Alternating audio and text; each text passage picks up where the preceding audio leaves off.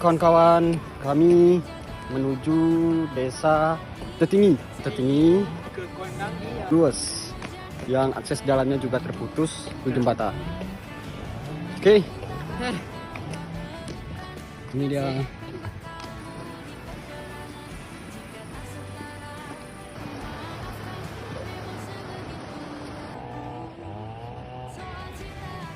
Inilah situasi di sini di kampung, bukan Tetinggi, di salah satu desa di kecamatan Pantan Cuaca.